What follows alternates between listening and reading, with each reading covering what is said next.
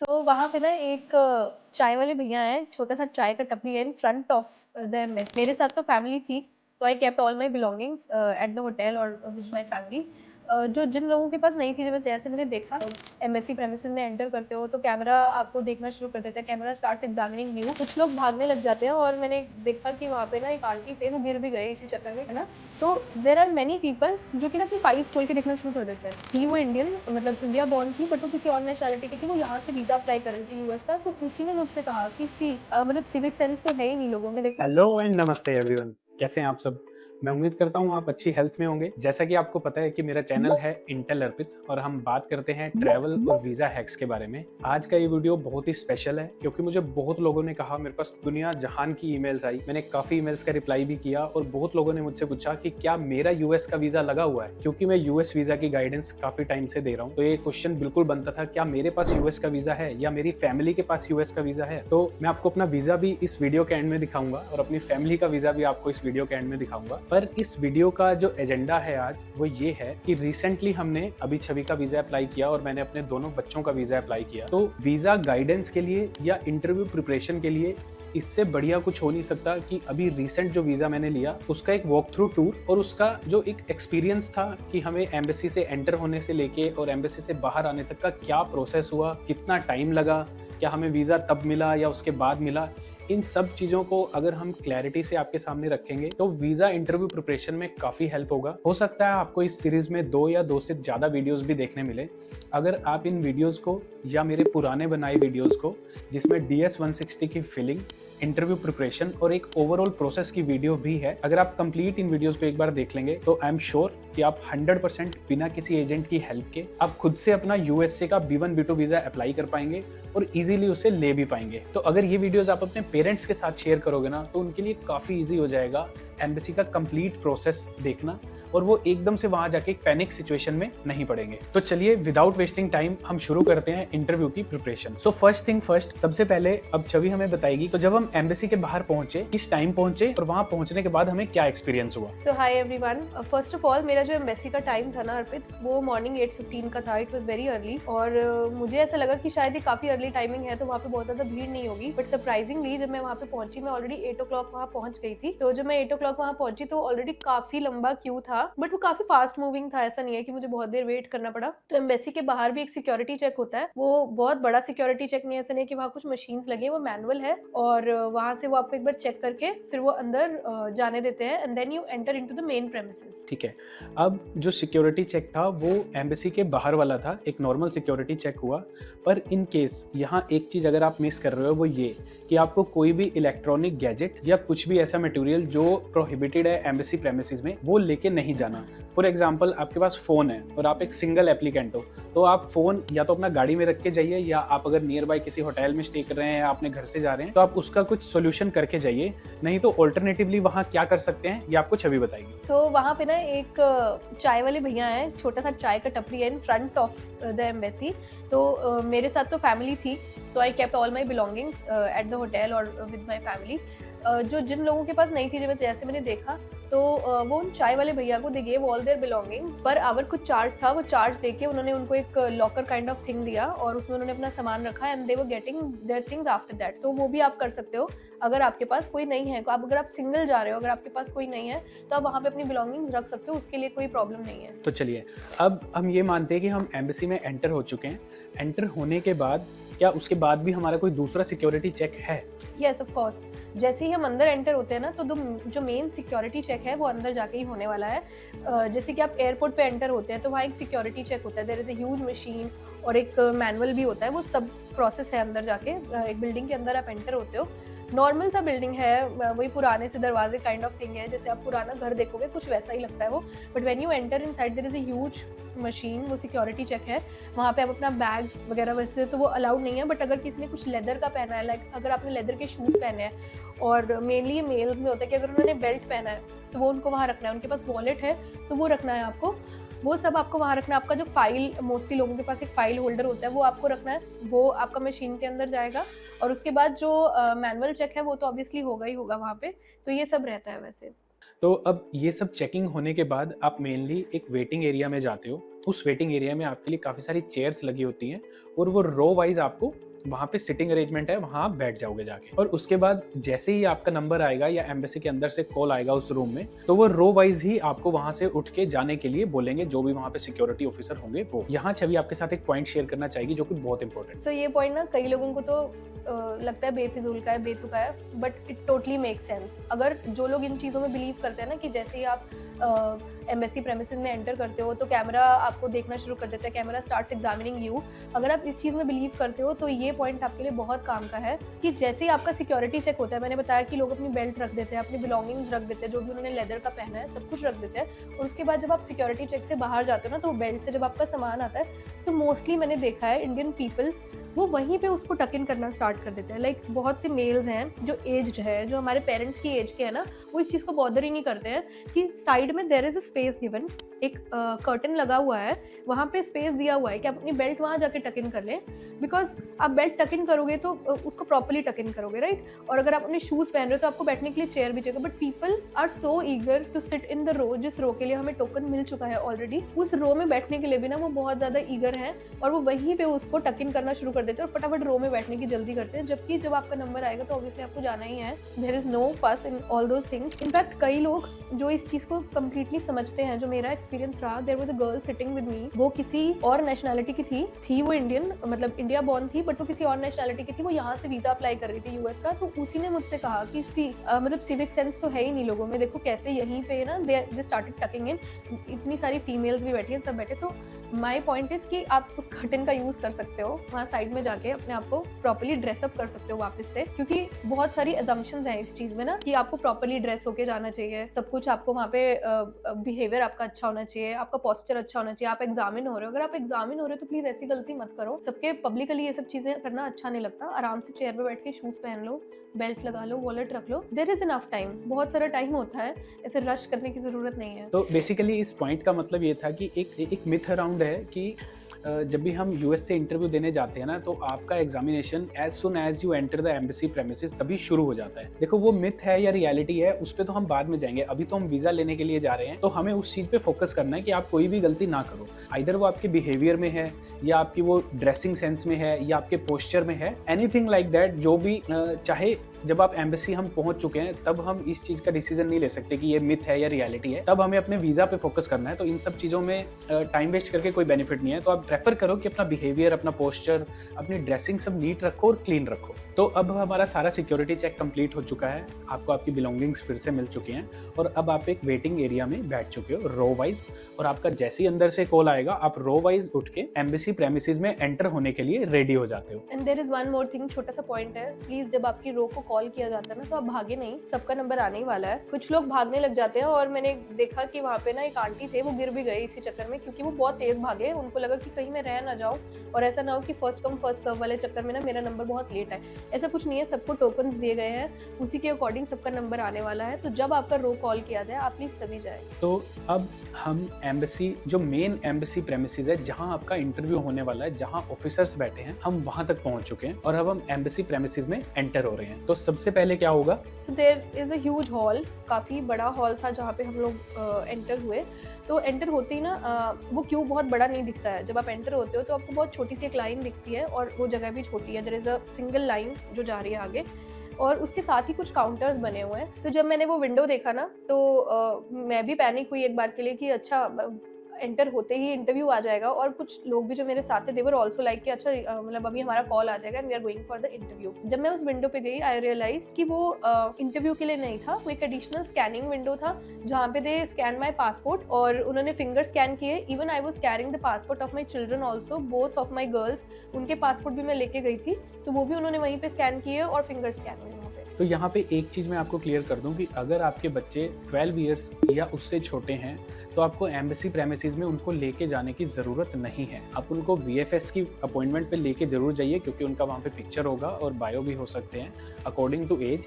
पर एम्बेसी में इंटरव्यू के टाइम पे बच्चों को लेके जाना जरूरी नहीं है। फॉर एग्जाम्पल, मैं आपको एक रियल लाइफ एग्जाम्पल से समझा रहा हूँ। मेरी जो डॉटर है, शी इज़ 3 years old, अगर उसको हम एम्बेसी प्रेमिसेस में ले जाएं तो उसको देखने में या उसको संभालने में जो टाइम वेस्ट होगा, या फिर जो आपकी प्रिपरेशन पे भी फर्क पड़ सकता है, आप कुछ चीज़ें भूल जाओगे या बच्चों में अगर आप बच्चों में बिजी हो जाओगे तो आप इंटरव्यू पे ध्यान नहीं दे पाओगे, क्योंकि कुछ चीजें आगे ऐसी हैं जिन पे आपको कंसंट्रेट करना होगा। जब लोगों का इंटरव्यू चल रहा है तब भी आप प्रिपरेशन कर सकते हो, एनालाइज कर सकते हो। अगर वो टाइम आपका वेस्ट हो गया तो आपके इंटरव्यू पे या आपके रिजल्ट पे फर्क पड़ सकता है। आई टोटली बिलीव कि आप प्रेफर करो कि अपने बच्चों को मत लेके जाओ, बिकॉज मैं भी नहीं लेके गई थी। तो सिंगल हैंडेडली ना बड़ा ईजी रहता है मैनेज करना। आप सारी जगह लुक अराउंड कर सकते हो, ऑब्जर्व कर सकते हो, क्वेश्चन सुन सकते हो और फिर उसको एनालाइज कर सकते हो, सब कुछ कर सकते हो। But when you are with kids तो वो सब कुछ बहुत मुश्किल हो जाता है। आप फंस जाओगे, वॉशरूम ट्रिप्स में फंस जाओगे, बच्चों को मैनेज करने में फंस जाओगे। तो it is a bit difficult. But बहुत से पेरेंट्स ऐसे भी थे जो अपने बच्चों को लेकर आए थे। कई बार हर किसी के पास देयर इज नो वन कि वो उनके बच्चों का टेक केयर कर ले, और कई बार इन्फेंट्स थे वो अपनी मदर के साथ ही आएंगे ऑब्वियसली। बट मुझे ऐसा लगता है कि इतना अंडरस्टैंडिंग तो एम्बेसी वालों को भी है कि वो इस चीज़ को समझते हैं कि अगर आप बच्चे के साथ हो तो obviously they will listen you twice. अगर आपसे कुछ रह गया है बोलना तो they will consider your things. ऐसा नहीं है कि वो नहीं सुनेंगे, और बच्चों के साथ जाने में आपको बहुत प्रॉब्लम होने वाली है। बट ट्राई करो कि अगर आप अवॉइड कर सकते हो, कहीं छोड़ के जा सकते हो किसी केयर टेकर के पास, घर पे किसी के पास, तो please try not to bring your kids along. तो किड्स के लिए भी ना मेक श्योर कि आप ऑफिशियल वेबसाइट्स को हमेशा चेक करो, एज के लिए या जो भी क्राइटेरिया है, क्योंकि एम्बेसीज की रूल रेगुलेशन कब बदल जाती हैं पता नहीं चलता। आप जब भी अपना वीज़ा अप्लाई करो उससे पहले आप पहले रेगुलेशंस को क्लियरली देख लो। ऐसे ही किसी रैंडम वीडियो को देख के आप चले मत जाओ, ताकि वहाँ पे जाके आपको कोई प्रॉब्लम फेस ना करनी पड़े। तो अभी हम कहाँ तक पहुँचे, हम एम्बेसी में एंटर हुए, हमारा एक सिक्योरिटी चेक हुआ, उसके बाद सेकंड सिक्योरिटी चेक हुआ, फिर हम वेटिंग एरिया में बैठे, उसके बाद हम एम्बेसी प्रेमिसेस में मेन एरिया में एंटर हो गए जहाँ हमारा इंटरव्यू होगा। वहाँ हमारा एक स्कैन हुआ, पासपोर्ट स्कैन हुआ और फिंगर स्कैन हुआ। अभी हम इस विंडो को क्रॉस कर चुके हैं, उसके बाद ओवर टू छवि। तो आप जब इस विंडो पे पहुंचोगे ना तो एंटर मेन एंटर, जैसे मैंने बताया कि मेरा 8:15 का टाइम था, वहाँ से लेके यहाँ तक मुझे लगता है हार्डली 15-20 मिनट्स ही लगते हैं। ये कोई बहुत ही टाइम कंज्यूमिंग नहीं था। बट उसके बाद जैसे ही हम आगे गए, ऑलमोस्ट 10-15 स्टेप्स आगे जाने के बाद ना तब मुझे जाके पता चला कि ये जो क्यू है वो बहुत ही लंबा था। इट वॉज लाइक दिस, एक प्रॉपर मेज की तरह क्यू था, और उस क्यू के एक बिल्कुल राइट साइड में बहुत सारे काउंटर्स थे। ऑलमोस्ट 12-15 काउंटर्स थे, मे बी उससे भी ज़्यादा हो। हाँ, हो सकते हैं, मैंने एग्जैक्ट नंबर अभी मुझे याद नहीं है। इतने काउंटर्स थे, कुछ काउंटर्स एक्टिव थे, कुछ काउंटर्स एक्टिव नहीं भी थे। तो और वहीं उन्हीं काउंटर्स पे आपका जो है, आप इजीली सुन रहा था, इंटरव्यू चल रहा है और वो इतना लाउड था कि आपको एक एक क्वेश्चन सुनता है कि किससे क्या पूछा जा रहा है, क्या नहीं पूछा जा रहा है। तो everything was completely visible and Audible. तो अब यहाँ पे एक ट्रिक है आपके पास। देखिए, आप यूएसए का वीज़ा लेने गए हैं तो ऑब्वियसली आपने प्रिपेयर तो उसके लिए भरपूर किया होगा। अभी जिस रो में आप खड़े हो वहाँ तक पहुँचने में आपने काफ़ी प्रिपरेशन किया होगा, काफ़ी डॉक्यूमेंट्स प्रिपेयर किए होंगे, अपने आप को मेंटली प्रिपेयर किया होगा, क्वेश्चंस लर्न किए होंगे, गाइडेंस ली होगी। पर यहाँ जब आप आके खड़े हो जाते हैं ना, मुझे ऐसा लगता है, मुझे पर्सनली ऐसा लगता है कि ये जो 1 घंटा है इस लाइन का, इसमें खड़े रह के भी आप काफ़ी कुछ सीख सकते हो। क्यों, क्या ऐसा है? एग्जैक्टली, ऐसा बहुत कुछ है। जब मैं भी बहुत कुछ प्रिपेयर करके गई थी तो कुछ क्वेश्चंस ऐसे थे जिनको सुन के मुझे ऐसा लगा कि ओह, ये तो I already know the answers, और कुछ क्वेश्चंस को सुन के मुझे ऐसा लगा कि I should be prepared before answering these. तो वो अच्छा टाइम होता है कि वो ऑब्वियसली उस क्यू में काफ़ी टाइम लगता है, तो वो 1-1.5 घंटा ना अगर कोई वाइजली यूज़ करे तो वो क्वेश्चन सुन के अपने अंदर मतलब उन क्वेश्चन के आंसर्स को बना सकता है कि मुझे इसका ये आंसर दूं तो मैं ज़्यादा बेटर रहेगा। क्योंकि आपको ना पता भी चलता है सामने से कि इनको वीज़ा मिला या नहीं मिला, तो वो भी आप सब ऑब्जर्व कर सकते हो। तो मुझे लगता है कि इतनी ट्रांसपेरेंसी ना अच्छी है एक तरह से। तो मतलब इस 1 घंटे में पर्टिकुलरली आप जो लोग इंटरव्यू वहाँ दे रहे हैं, ऑफिसर जो क्वेश्चन पूछ रहे हैं और वो जो आंसर कर रहे हैं ना, उसको आप क्लियरली सुन सकते हो। तो ये आपके लिए ना बड़ा अच्छा टाइम है। तो तभी मैं आपको बोल रहा था कि अगर आप किड्स को नहीं लेके जाओगे, अगर आपके पास ऑप्शन है कि किड्स को मत लेके जाओ, तो आप इजीली उन चीज़ों को ऑब्जर्व कर सकते हो। अगर आपको लगता है कि नहीं ये चीज़ मैंने गलत प्रिपेयर कर ली थी, तो आप ऑन स्पॉट उसको चेंज कर सकते हो। तो ये अच्छा टाइम है, इसको आपको यूटिलाइज करना चाहिए।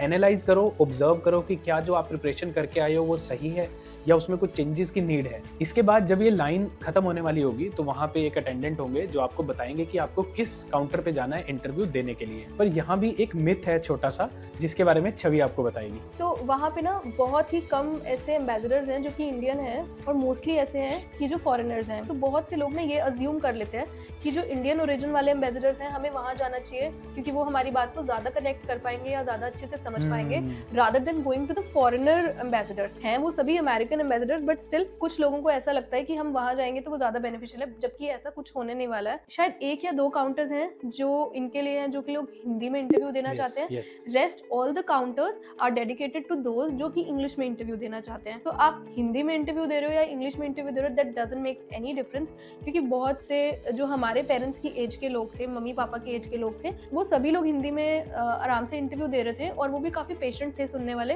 बिकॉज कई बार वॉइस ऑडिबल नहीं होती, कईयों को हियरिंग प्रॉब्लम होती है, तो वो सब चल रहा था, ऐसा कुछ प्रॉब्लम नहीं था वहाँ पे। एंड अपार्ट फ्रॉम दिस, लोग ऐसा ना लाइन में चलते चलते ये अज्यूम कर लेते हैं कि शायद इस काउंटर पे ज़्यादा वीज़ा मिल रहे हैं या उस काउंटर पे ज़्यादा वीज़ा मिल रहे हैं ना, तो मैं ट्राई करूँ कि मैं उसी काउंटर पे जाऊँ। तो ऐसा प्लीज़ ट्राई मत करना, यू आर बीइंग ऑब्जर्व्ड, तो ऐसा ट्राई मत करना, जहाँ आपका नंबर आए प्लीज़ वहीं जाना। तो अब मैं मानता हूँ कि हमने ये सारे चेक पॉइंट्स कंप्लीट कर लिए और अब हम फाइनली पहुँच चुके हैं ऑफिसर के सामने, मतलब कि हमारे जस्ट आगे एक पर्सन है और उनका इंटरव्यू चल रहा है।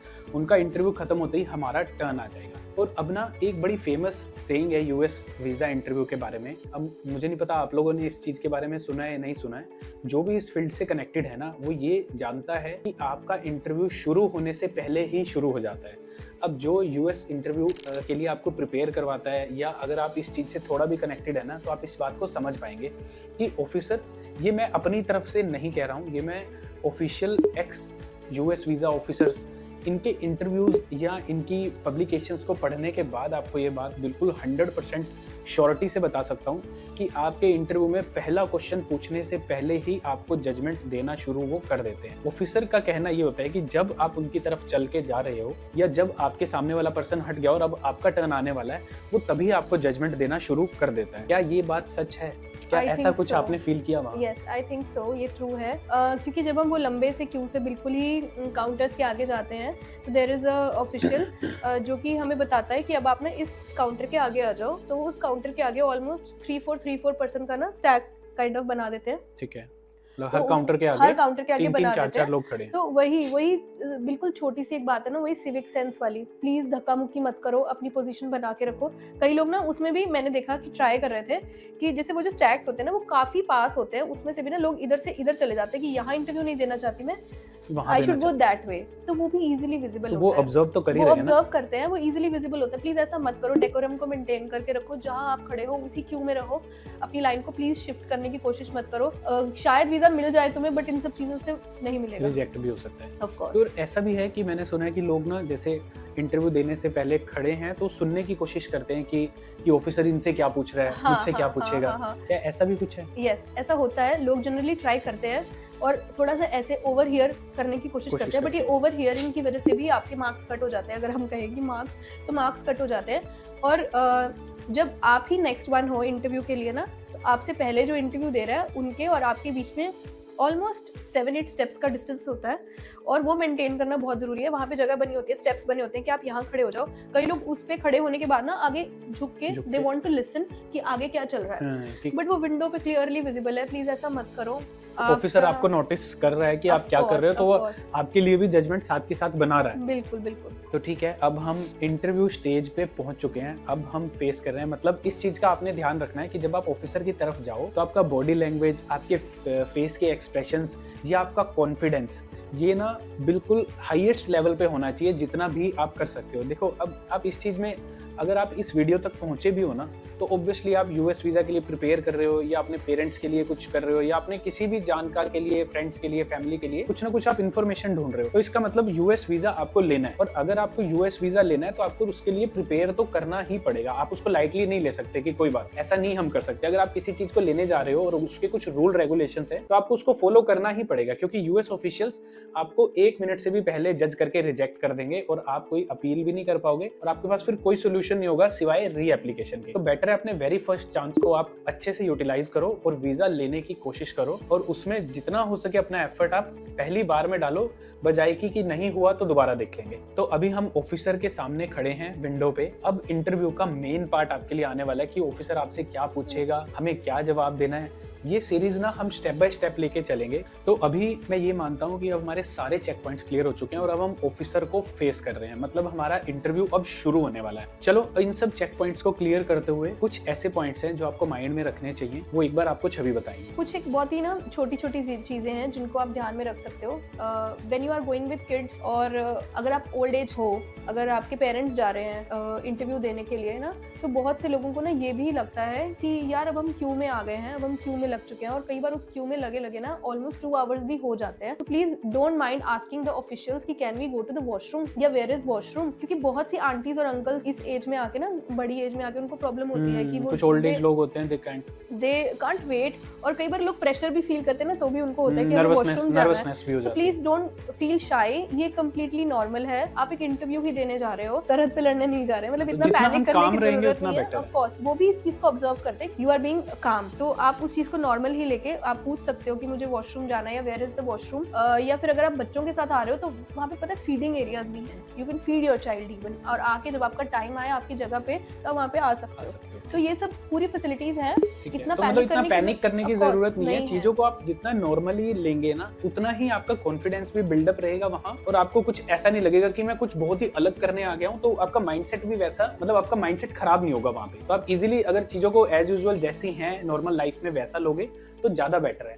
अब ये एक इंटरव्यू टिप भी यहाँ बन गई कि आप जितना काम रहोगे, जितना कूल रहोगे वहाँ पे, जितना आप रूटीन लाइफ में जैसे रहते हो वैसे रहने की कोशिश करोगे, तो आपका माइंडसेट भी क्लियर रहेगा, वहाँ पैनिक नहीं होगे, नर्वस नहीं होगे। And one more thing, last है बिल्कुल, वन मोर थिंग इज कि जब आप उस क्यू में हो और आप सुन रहे हो कि क्वेश्चंस क्या पूछे जा रहे हैं ना, तो देयर आर मेनी पीपल जो कि ना अपनी फाइल्स खोल के देखना शुरू कर देते हैं। This generally happens. ओके, मतलब वो भी फाइल्स में देखना शुरू कर देते हैं कि मेरा आईटीआर कितने का था, मैं एक बार याद कर लूं। उससे पूछा जा रहा है कि वो एनुअली कितनी इनकम अर्न करता है या वो मंथली कितना अर्न करता है, उनका जॉइंट इनकम कितना है ना। People start scrolling their papers, balance याद करना शुरू कर देते हैं लोग। People start scrolling their papers ना। प्लीज ऐसा मत करो, आप कॉन्फिडेंट रहो, आप पहले से प्रिपेयर होके जाओ, और अगर आपको फिर भी लग रहा है कि मैं कुछ गलत बोल दूंगा या कुछ भी आपके मुंह से गलत निकल भी जाना, तो be confident. This is the only tip I can give to everyone, be confident. एक और छोटी सी टिप है which I want to share, कि प्लीज आप ओवर ड्रेस होके मत जाओ। लोग अज्यूम करते हैं कि ये एक इंटरव्यू है, जैसे कि आप किसी कंपनी में प्रोफेशनल इंटरव्यू देने जा रहे हो ना, लोग इसको वैसा अज्यूम करते हैं, इसीलिए ऐसा ड्रेस होके आते हैं। तो बेटर है कि आप इसको नॉर्मल एक इंटरव्यू समझो कि मुझे कहीं जाना है, आपको अपने पॉइंट्स क्लियर करने हैं, दैट्स इट। वो कोई फॉर्मल इंटरव्यू नहीं है जिसके लिए आप फॉर्मल ड्रेस होके जा रहे हो। आप अपनी नॉर्मल रूटीन में जिन कपड़ों में कंफर्टेबल हो वही पहन के जाओ, तो आप भी आंसर्स कंफर्टेबली दे सकते हो और कॉन्फिडेंट भी फील कर सकते हो। राइट। अभी हम आपको अपना वीज़ा दिखाएंगे इस सीरीज के एंड में कि हमें वीज़ा मिला या नहीं मिला, या मुझे कब मिला, छवि को कब मिला। हम आपको पूरा वॉक थ्रू टूर तो दे रहे हैं। अभी ये इस वीडियो को हम यहीं एंड करेंगे, क्योंकि इतना लंबा वॉक थ्रू टूर बनाना बहुत मुश्किल है एक ही वीडियो में। तो चलिए अब इस वीडियो को अभी तो एंड करने का टाइम आ गया। इस वीडियो का जो नेक्स्ट वीडियो आएगा उसमें हम आपको क्लियरली एक mock interview type of thing दिखाएंगे कि ऑफिसर ने क्या पूछा और छवि ने क्या जवाब दिया, या ऑफिसर क्या पूछ रहा है तो किसी भी पर्सन को उसका क्या जवाब देना है। अब इसके बाद वाला जो वीडियो आएगा उसमें पॉइंट टू पॉइंट हम क्वेश्चंस, उसमें हम बिजनेस वाले लोगों के क्वेश्चंस भी डिस्कस करेंगे, जॉब वाले लोगों के क्वेश्चंस भी डिस्कस करेंगे, और इवन हम एग्रीकल्चरिस्ट लोगों के भी क्वेश्चंस डिस्कस करेंगे। क्योंकि मैंने ये काफी बार फील किया कि इंडिया में लोगों को ये लगता है कि जो लोग एग्रीकल्चर रिलेटेड हैं या जो रूरल बैकग्राउंड से हैं वो वीजा नहीं ले सकते। तो ये एक बहुत बड़ा मिथ है, उसको भी हम इन वीडियोस में आपको क्लियर कर देंगे। तो अभी टाइम है इस वीडियो को एंड करने का। मैं उम्मीद करता हूं कि मैं अपनी वीडियोस से आपको एजुकेट कर पाता हूं और आपको कुछ ऐसा डिलीवर कर पाता हूं जिससे आपका टाइम और पैसा दोनों बच सकता है। तो अगर आपको मेरे वीडियोस अच्छे लगते हैं ना, या अब से ये कहें कि आपको हमारे वीडियोस अच्छे लगते हैं, तो आप चैनल को सब्सक्राइब कर लो और एक बेल आइकन जरूर दबा दो, तो जैसे एक नई वीडियो आती है ना आपको उसका इंटीमेशन मिल जाए और आप मेरी सारी वीडियोस को फॉलो कर पाओ। तब तक के लिए नमस्ते।